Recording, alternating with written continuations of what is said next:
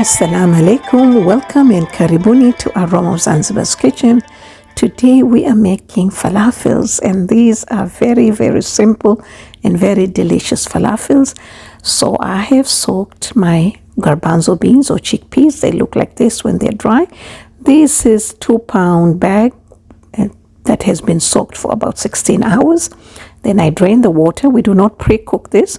I used half of the amount with the baking powder to soften, and to season this I've used cumin powder, black pepper, paprika, as well as coriander seeds.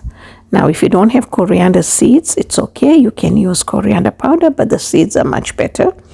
And onion, a little bit of onion, and this is a mixture of coriander and parsley. I didn't have much coriander, so I used more parsley, some garlic, and some salt, of course, and about a tablespoon of water to start with, and cornstarch. Now ideally it is better to use gram flour, which is a chickpea flour, but I didn't have, so I used cornstarch. All right, so I'm just going to blend this or process it. It's better to use a food processor. The blender might not work well with this. You want to scrap all the way just to make sure that everything is okay. I'm gonna see if we need to blend more, to process more, which I'm gonna do that, as you can see. And then the mixture is still dry, so I decided to add more water, about a tablespoon. You want it to be nice and moist, not too dry, not too wet. Just like that. So we keep going on. Now the falafels, traditionally they're done with fava beans from Egypt, but now the rest of the world, we all make them with chickpeas. I have done them with fava beans, but they're very difficult to get them, so chickpeas work as well. So once it's done, I'm just going to keep this in the fridge for about an hour. And then after an hour, now we are ready to shape our falafels. Yeah, you can make a round ball like this, or you can flatten them, or you can use an ice cream scoop like that if you don't have the falafel tool. Now with this measurement, you should be able to get about 20 pieces of falafel. This is my second batch. My first batch, my phone was full, the memory was full, so I couldn't record it.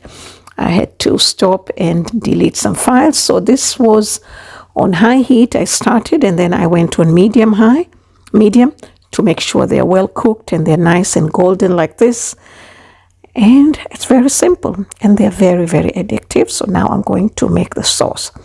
I prefer my sauce to be yogurt based, thick yogurt. If you have Greek yogurt, it's fine. If you don't, you can use plain thick yogurt like what I did, about 2 tablespoons. And I use garlic sauce. You can use fresh garlic, but I just happened to have one and I wanted to finish it. And of course, some tahini, which is very, very important. You can just have it with tahini and lemon if you want. And a little bit of cumin powder. And a squeeze of lemon juice. And some salt to taste. Of course, you want to make sure it's delicious. And we are ready to serve our falafels. A little bit of water to get a right consistency. And thank you so much for watching. For more recipes, please visit me at Aroma of Zanzibar, and you will find all the measurements and ingredients in the description box below. And these are my beautiful falafels, and we're going to serve them with a sauce.